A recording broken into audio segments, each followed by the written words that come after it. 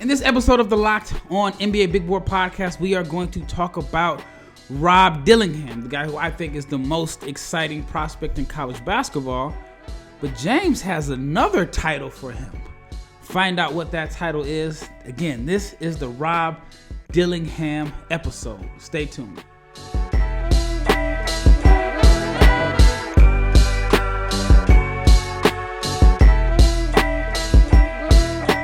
Big shout out to each and every person that has made the Locked On NBA Big Board Podcast your first listen of the day. I'm your host, Rafael Barlowe, the Director of Scouting for NBA Big Board.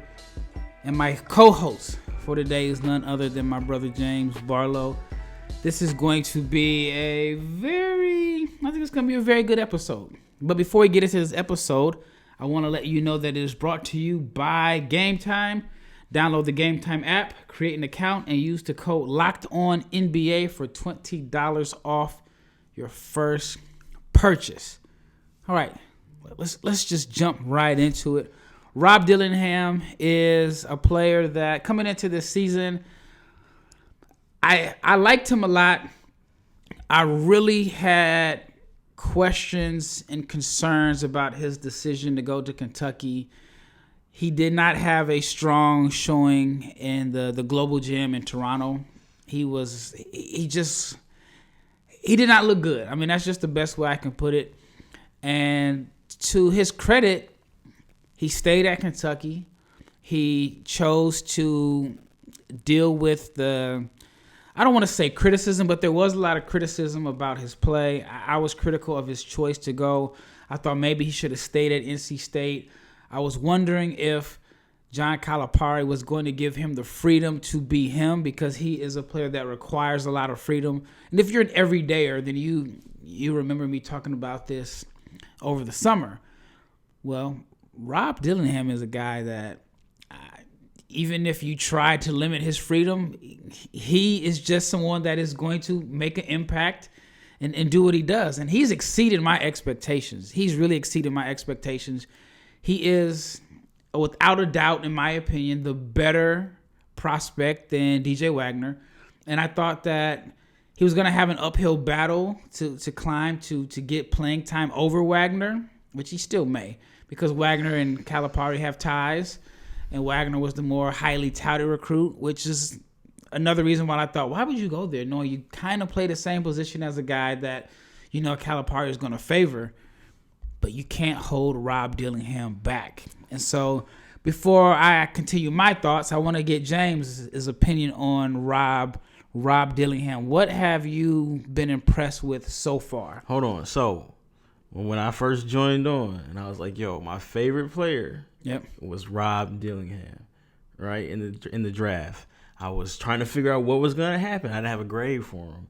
And I was like, I just wanted to see him reel it in. So what I'm about to tell you isn't based off of Tuesday night's game against Miami, right? I feel like I've been here. So with that said, I don't think there's a better point guard in college basketball slated to be drafted in 2024 than Rob Dillingham. Yeah, you can make a case and say he's been the most impressive. I know we did a video or a podcast on Isaiah Collier a few days ago. Collier is someone that is consistently ranked in the top 5 in most mocks and big boards. But if you think about it, and I've had someone ask me, but if you think about it and really, really just be totally honest and not talk about, or there's no like pre-season hype or buzz behind it, what does Isaiah Collier do better than Rob Dillingham right now? Ask me that. I'm just saying, like, in general, you the audience, if you what does Isaiah Collier do better than Rob Dillingham right now, other than the fact that he's bigger and stronger? But we not playing football. No, we're not playing football, but you know. And we're not wrestling. And we're not throwing hands. So here's my thing, right? Rob Dillingham, they list him at Kentucky at 6'3", 170. Now, the 170, you could be like, oh, that's scary. And I get that, you know, but he's 18. Yeah. You know what I'm saying? He ain't got his ball body yet. If those are the measurements. If he's 6'3", 170? If he's 6'3", 170, then you can't put him in that necessarily as a small guard, not a big guard. Well, then now you really have to say, like, okay. So, check this out. Rob Dillingham Listen should be talked about in a lot higher regard. Mike Conley, 175. Okay?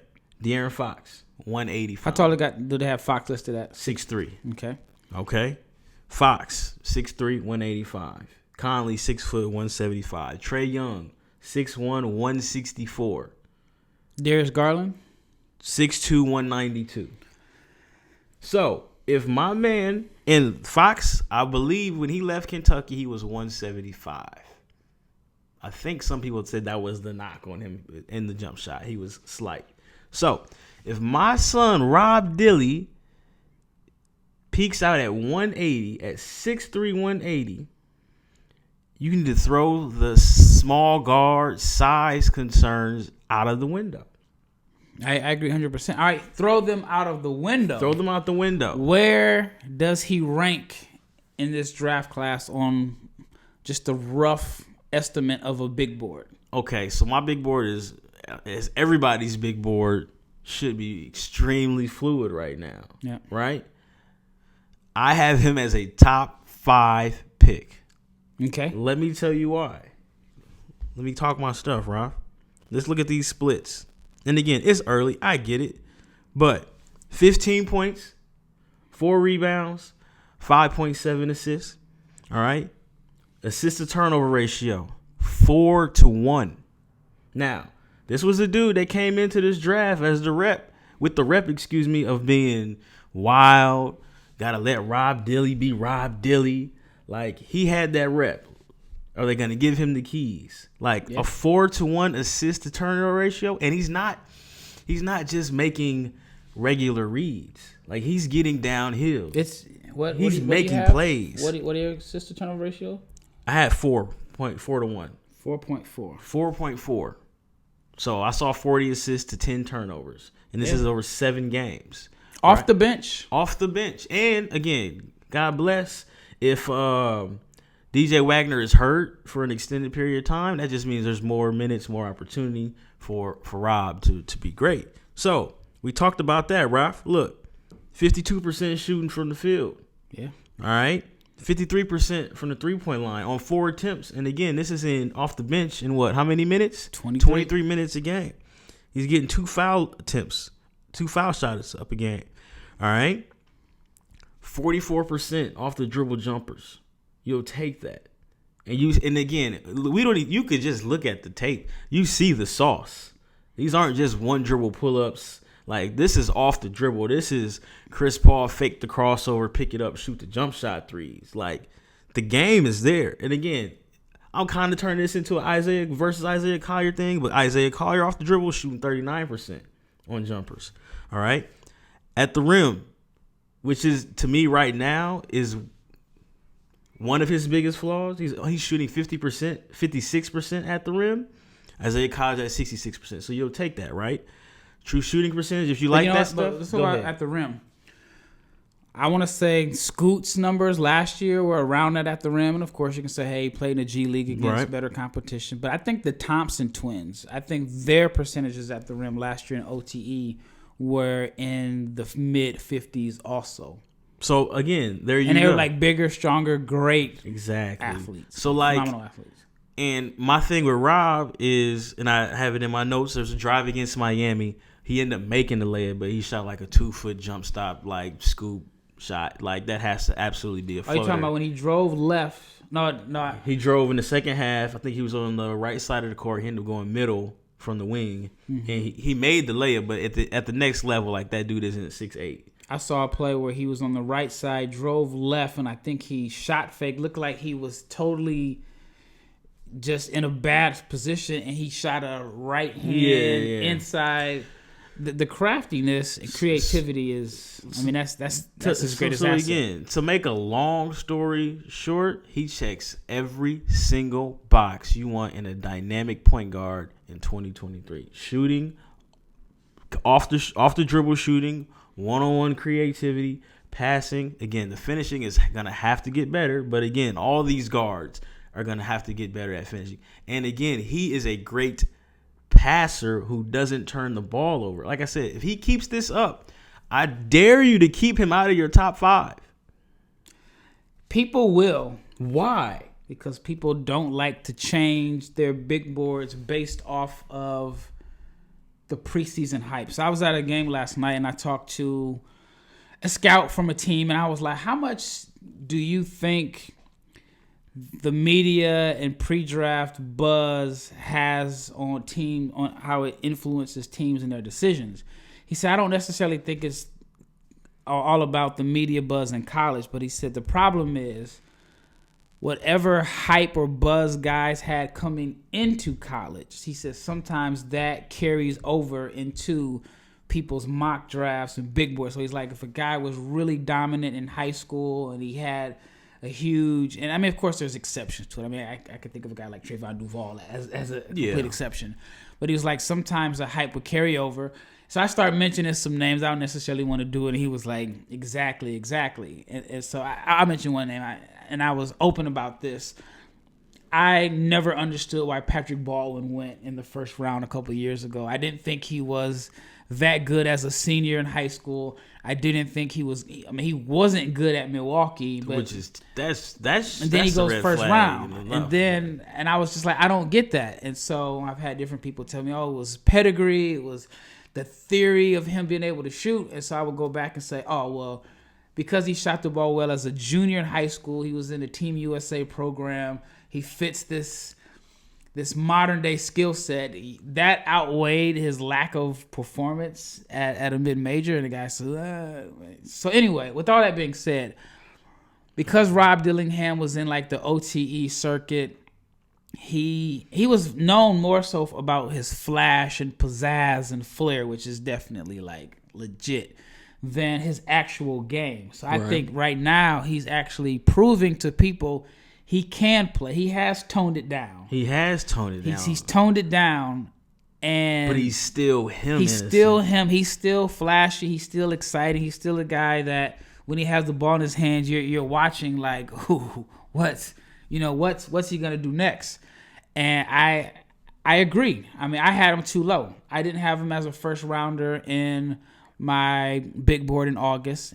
Again, because I was basing a lot of that off of how bad he looked in Toronto this summer, and I just questioned the fit. But now it's like, you got to put him at the minimum in your top 10. All right, when we return, we're going to talk a little bit more about Dillingham's draft range, maybe some good fits for him, and also just talk a little bit more about what we like about his game. Stay tuned. Before we get into the second segment, I wanted to let you know that this episode is brought to you by Gametime. And if you're asking what is Gametime, it is the best app to buy tickets, especially last-minute tickets. Gametime has flash deals, zone deals, and they have easy to find and buy tickets for every kind of event in your area. And they actually have what they call the lowest price guarantee, event cancellation protection, and job loss protection. I had a situation, and I've talked about it before if you're everydayer, you know about this situation, but I've talked about it at length, and it will always remind me of why Gametime is so important. Bought seats to a basketball game. They told me it was in the lower bowl. I didn't have pictures of the seats. I needed to go to the game to scout. I got there. I was at the highest seat in the lower bowl, and I was directly behind the basket. Total waste of my money. But if they had Gametime in Madrid where I was, I would have had a view of my seat. I would have known exactly where it was. When they show you a view of your seat, it's the actual arena. It's not just a template arena where they're showing you seats. They actually show you the exact view from your seat. And that is why I love Gametime. And Gametime has tickets right up to the start of the event, sometimes even an hour after it starts. They have exclusive flash deals, sponsored deals on football, basketball, baseball, hockey, theater, and more. And all you have to do is download the Gametime app, create an account and use the code LOCKEDONNBA, and you will get $20 off your first purchase. Now, the terms apply, but just create an account and use the redeem code LOCKEDONNBA, and you can get $20 off your first purchase. So download the Gametime app today. Last minute tickets, lowest price, guaranteed. Locked On has launched the first ever 24/7 streaming channel on YouTube. You have to check it out. I mean, you have to check out Locked On Sports today.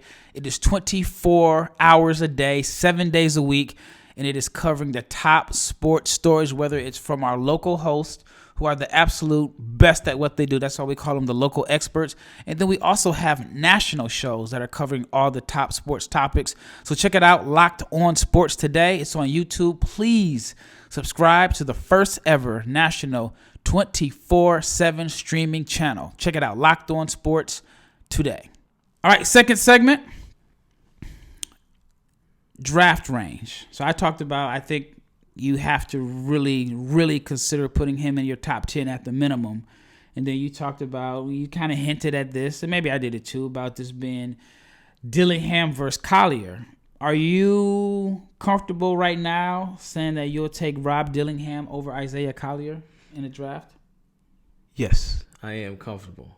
Again, we want to talk about what they do and what they project to do, right? We talk about creativity, change of speed, shooting, playmaking, right?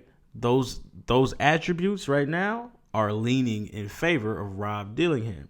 Rob Dillingham brought them back against Kansas, right? Came off the bench. Was a spark against Kansas. He took that horrible shot at the end of the game. I got that in my notes. But he had way stronger moments than that. We are definitely going to talk about that terrible shot against Kansas. But they don't come back unless, like, he again, we talked about on other podcasts, guys seizing opportunities. He seized an opportunity, right? Against Miami on Tuesday, they were what? Undefeated going into that? I think they were 8th. Yeah, it was two ranked teams. He was great. Now again, Isaiah Collier. But you know what's crazy is I was at the Mavs game, so I was like watching the game on my phone. But at one point, if you looked at the stats, the numbers weren't impressive other than like the assists. Yeah. But then he just, in the second half, I feel like he turned it up. He that's when he mixed the scoring with the passing. But it's just, he has this flash and this flair that I think is going to make him a star in the NBA. And this is something that, you may think I'm crazy, but I think he's going to be and I'm high on him now. I mean, my Did I sell you? No, he sold me. That's hating, dude. He sold me because, again, I knew he was fun, exciting to watch. I mean, you can ask Dad. I remember telling him last year, I said, hey, there's this kid named Rob Dillingham. So just watch his YouTube videos. He is, but that was when he was doing just crazy, just some wild, crazy, uber confident step backs early in the shot clock, snatch, spin, jumpers. He's toned it down. But anyway, I said all that to say this. Rob Dillingham is a type of player, and you may think I'm crazy, not saying that he's Steph Curry by any means, but he could be that type of player that if he shines in the NBA and he has a big platform and he is a star, he's going to make every AAU and high school coach cringe. Well, because every little kid is going to try to play. I see it with Steph. I see kids pulling up from off the dribble. Threes off the dribble is like the hardest shot. And I see little kids doing it.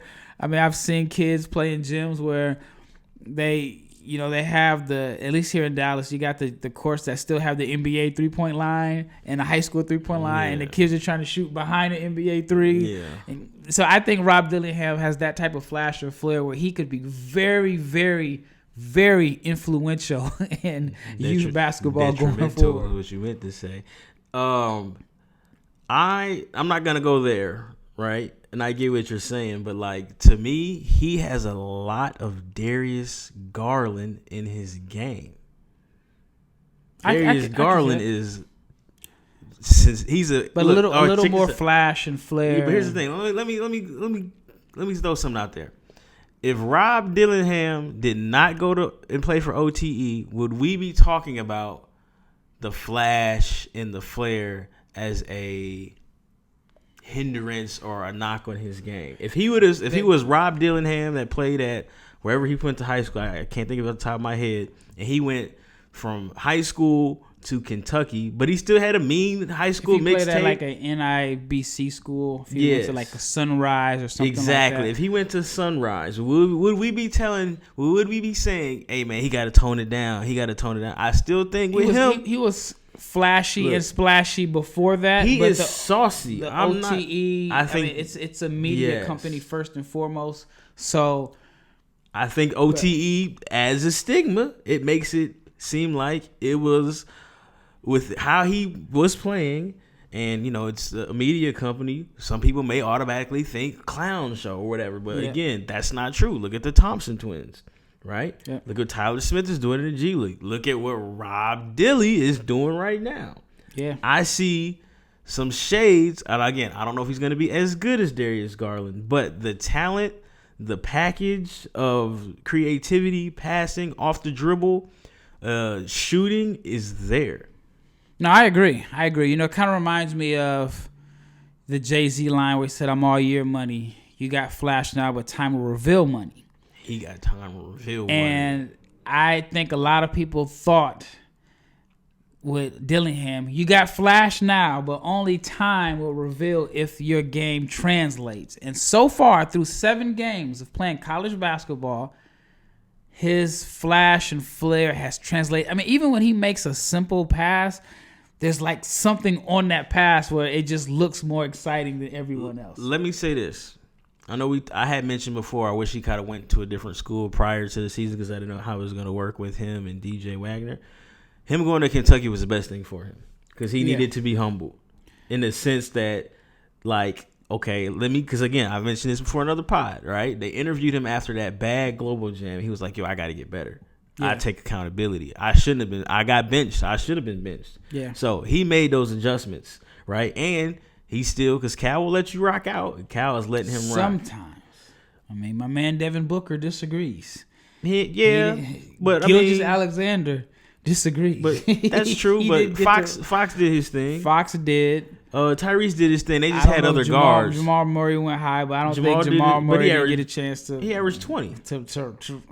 He averaged 20. So what I'm saying is he made the right choice. Now, if he'd have went to NC State and they just maybe he wouldn't have got humbled. I think I thought he should have stayed at NC State, but thinking back at it, I mean, hindsight is whatever the saying is 2020. I think he would have been compared to Terquavion consistently. And I'm a huge Terquavion fan. I think he is a better passer than Terquavion. All right, when we return, we still have to talk about his draft range and maybe some teams that would be a good fit, but also want to talk about if he doesn't maximize his potential, what could be the concerns that would scare an NBA team from selecting Rob Dillingham in the top 10. Stay tuned. As the weather gets colder, and it is definitely getting chilly out.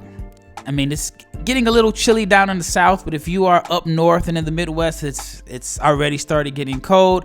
But as the weather gets colder, the deals and the NFL stay hot on FanDuel. Right now, if you are a new customer,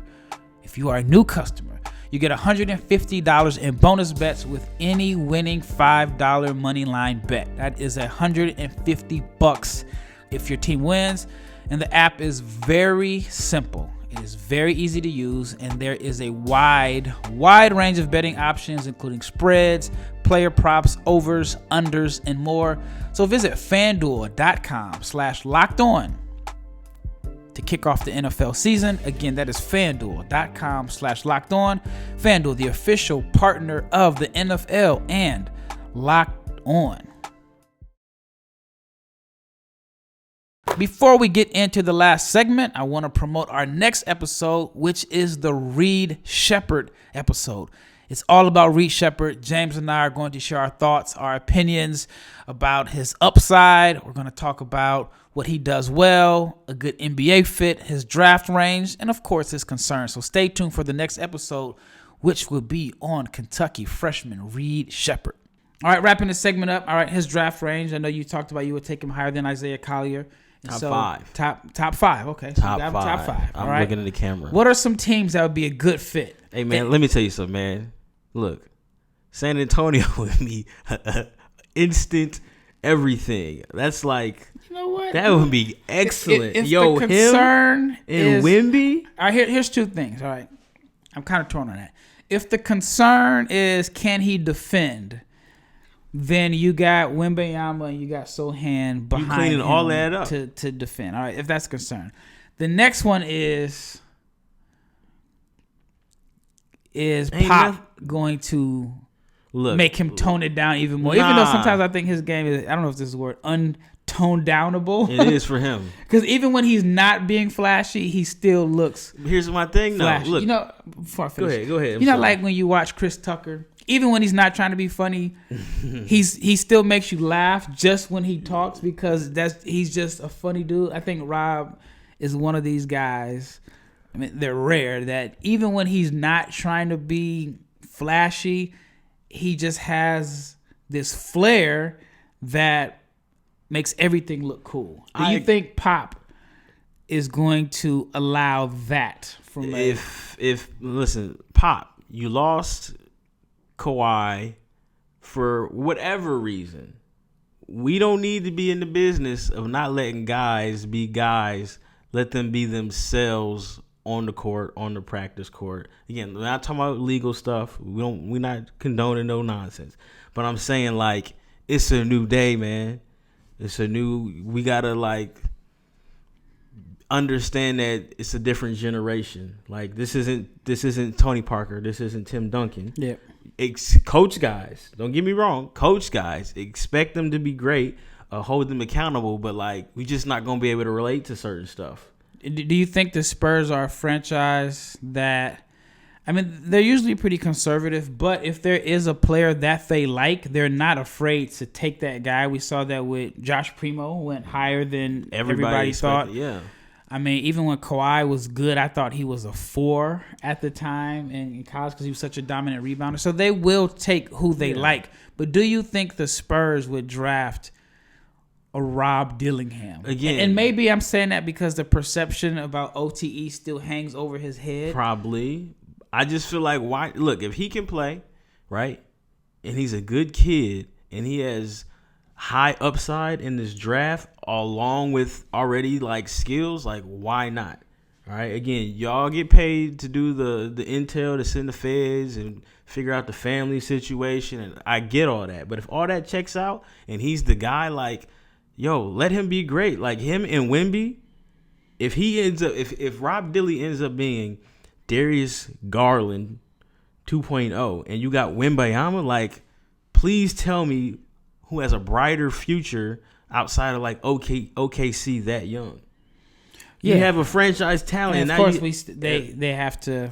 I mean, I think Wemby's there, but of course, I mean, we're talking way ahead. Yeah. But could you imagine though, like the San Antonio Spurs, the team that won championships, kind of had a dynasty in a sense, but didn't have a major fan base in the States in a sense? Could you imagine the San Antonio Spurs being must-see TV? Because I don't know a single, maybe one, San Antonio Spurs fan from the United States outside of San Antonio. Like, I mean, that's fair, but it's a global game now. We got TVs. Global, but I'm just saying, like, Dillingham and Wemby could make the Spurs must-see TV. You actually see people wearing Spurs jerseys. Right. Like I said, I could be wrong here, but outside of people from Mexico and San Antonio, that's true, in France, I rarely saw anybody growing up as a Spurs fan. But let me take it here. So again, Washington, obviously, come on now, y'all need the best players available. Chicago. If he's Chicago, yo, him in Chicago would be awesome.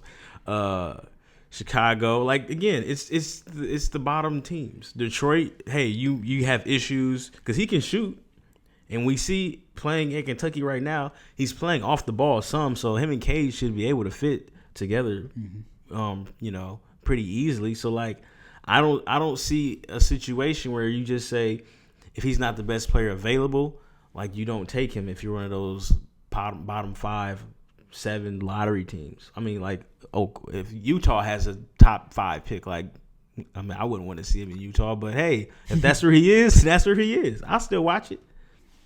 All right, last question. If he doesn't live up to the hype as a top 5 pick, so you're taking him in the top 5. Absolutely. Doesn't live up to the hype, what would be the reason?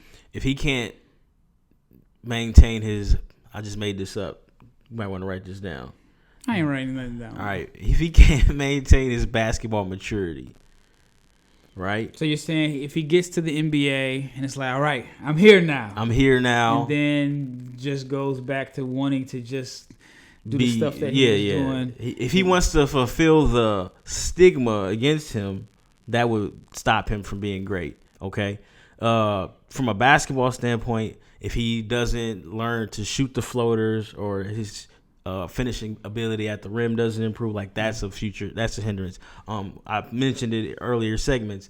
The shot that he took against Kansas, that was a terrible shot. 83 with plenty of time on the clock, and he shot a hesitation pull-up 3.